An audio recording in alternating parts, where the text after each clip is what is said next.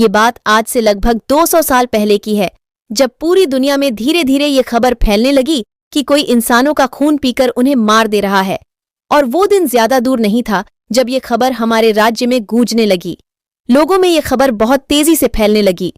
प्रेत जैसे डरावने लोग जिनके 2 बड़े दांत हैं, वो हमारे राज्य में घुस आए हैं। उनके बारे में ये भी वहां के लोग कहते थे कि वो हवा की तरह तेज हैं। कुछ दिन बाद ही ये बातें सच होती दिखाई देने लगीं।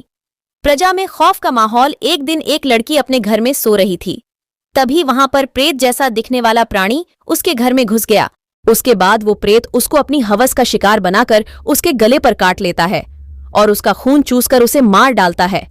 उसके बाद तो जैसे सिलसिला ही इसका शुरू हो गया। आए दिन किसी न किसी आदमी या औरत की लाश मिलती थी। हर लाशों के गले पर दांत के निशान मिलते थे। तब सभी ने ये प्रेत जैसे दिखने वाले प्राणियों का नाम रक्त पिशाच रखा। ये तो बस रक्त पिशाचों के कहर की शुरुआत थी। पिशाचों के डर से अब रात में लोगों ने बाहर निकलना भी बंद कर दिया था, क्योंकि पिशाच रात को ही बाहर आते थे। पिशाचों को जो लड्डेचकी या औरत पसंद आती थी, वो उन्हें अपने हवस का शिकार बनाकर उनका खून पीकर उन्हें मार डालते थे।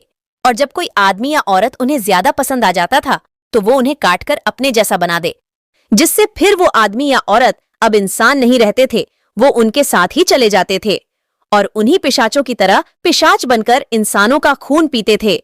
राजा की आज्ञा पर सेनापति ने क्या किया, ये बात हमारे राजा को जैसे ही पता ही चली, उन्होंने इस बात की तहकीकात करने लिए अपने सिपाहियों को इस बात की सच्चाई पता लगाने के लिए भेज दिया।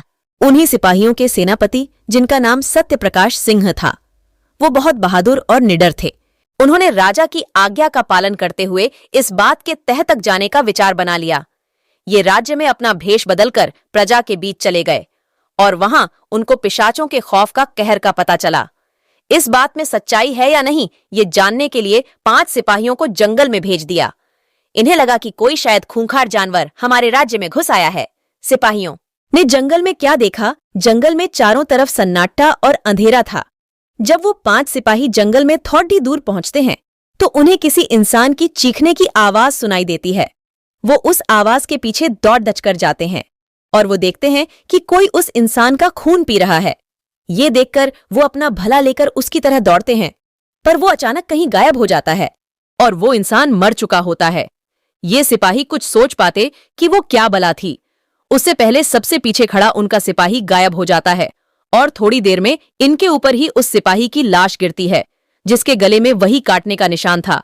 ये देखकर चारों सिपाही बहुत डर जाते हैं। वो हर तरफ देखने की कोशिश करते हैं, पर उन्हें कुछ नजर नहीं आता। तभी सामने से बहुत तेजी से एक पिशाच उन पर हमला करता है और एक सिपाही को पकड़ देचकर उसका खून चूसने लगता है। बाकी सिपाही उस पर अपना भाला चलाते हैं, पर उसे कुछ नहीं होता। तभी पीछे से एक और औरत पिशाच उसमें से एक सिपाही पर हमला कर उसे मार डालती है।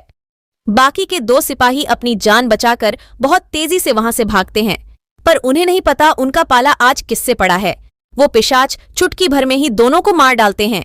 सेनापति ने क्या फैसला लिया, जब सुबह होती है और सिपाही वापस नहीं आते, तब सेनापति सत्यप्रकाश को ये बात खटकती है और इस बात का पता लगाने के लिए वो खुद सुबह उस जंगल में जाते हैं और उन्हें वहां उन 5 सिपाहियों की लाशें अलग अलग जगहों पर खून से लटपट मिलती हैं। तब सेनापति को लगता है वो पिशाच शायद सच में है और वो शायद इसी जंगल में है, इसलिए वो वापस जाते हैं और करीब 25 सिपाहियों के साथ वापस जंगल में आते हैं। क्योंकि और सिपाही राजा की आज्ञा पर पूरे राज्य में फैले हुए थे, इसलिए सेनापति के पास उस समय सिर्फ 25 सिपाही और बचे थे। सेनापति जंगल में वापस आकर 25 सिपाहियों के जरिए जाल बनाते हैं ताकि पिशाचों को फंसाया जा सके। वो घड़ी भी आ जाती है जो सेनापति सहित उन 25 सिपाहियों की जिंदगी और मौत तय करने वाला था। रात होती है और सारे सिपाही छुपे रहते हैं, पर पिशाचों के आगे एक भी जाल इनका साथ नहीं दिया। पिशाचों ने सिपाहियों के खून को सूंघ लिया था और वो जहां छुपे थे वहां पहुंचकर उन्हें मारने लगे। धीरे धीरे सिपाहियों में भगदड़ मची। तब सेनापति ने उन्हें अपने पास आकर एकजुट होकर पिशाचों से लड़ने को कहा। जब बचे सिपाही सेनापति के पास आकर खड़े हुए तो उनकी गिनती 25 से 13 हो चुकी थी। तभी उन्हें चारों तरफ से अजीब अजीब आवाजें सुनाई देने लगीं। उसके बाद एक सिपाहियों को जमीन से पेड़ों पर खींचकर पिशाच ले जाने लगे।